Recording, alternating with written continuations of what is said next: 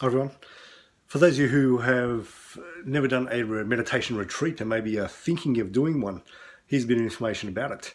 I've done about 13 retreats. That's nothing though, compared to people that I meditate with. I've done 6-week retreats, some have done 3-year retreats. I've met people who have done 12-year retreats, silent retreats, not silent, solitary retreats. They are different people, I tell you. Very special qualities about them. So there's different kinds of retreats and different durations. So some retreats can be for one day, commonly for 3 days, for 5 or 6 days. 10 days, very common retreat, considered like a longish retreat. And there's ones that are way longer, 6-week retreats and all sorts of stuff. The Vipassana retreats, they are quite common, and I don't recommend those ones for people who don't know anything about meditation. Don't do that. You're asking something very difficult of yourself from the get-go. Have some degree of meditation skill before you go into those retreats, and particularly on how to deal with pain in meditation.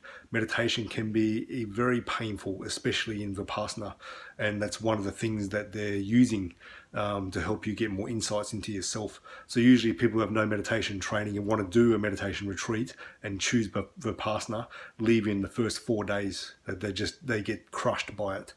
They might get something out of it, but they usually get crushed by it. It's too painful. That's what I hear anyway. So the retreats I've done, they're much easier, and I still get massive results from them. So there's different purposes for a retreat. So retreat is essentially retreating into yourself, retreating from the world to take stock of what's going on inside of you. The idea being that, okay, let's assume that the things in the outside world aren't sources of deep contentment, joy, and happiness, even though our culture similarly asserts that is the case. It's like, okay, maybe the qualities of real joy, contentment, and happiness are already inside ourselves, and meditation is a pathway to uncover that. That's the idea. So in a retreat, what you expect to experience is you go away to a place that's designed for meditation training. So already you're starting to retreat from your identity. That's a big part. Who you think you are is not who you actually are. And that's what meditation is aiming to uncover. So you're retreating from your family. So you're removing yourself from a role in your family. So a mother, father, uncle, brother, sister, whatever, you're removing yourself from that role. It's a way of removing yourself from any distraction that you have from the family as well for a period of time. And it's for yourself to understand more about yourself so you can engage with yourself better and essentially more, or the idea is more effectively engage with your family when you come out. You'll be doing silence. So some retreats are totally all silent. Some are like half a day is silent. The idea being that you're getting used to what's going on in your head. What are the thought loops? What are the feelings in your heart?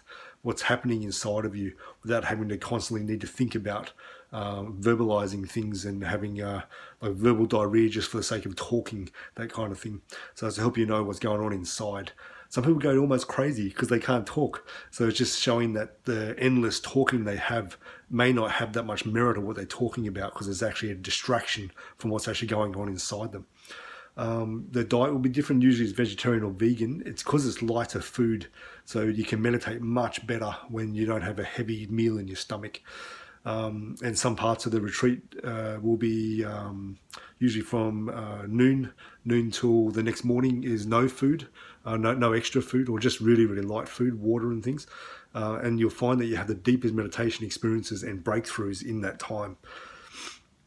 The body uses that energy to generate for meditation and not for digestion. The whole routine and habits of your life is different while you're in meditation retreat. So the habits that we have in our life, 95% of the things we do in our life is habitual and unconscious. So in retreat, you're aiming to become more conscious of the things you're normally unconscious about. And it's usually breath work is a big part of meditation training in the beginning because we always have breathing there, though we're not conscious of it most of the time. Yet it's still happening. So we're bringing the awareness to the breath to use that as a tool to help train your mind to become more present and aware.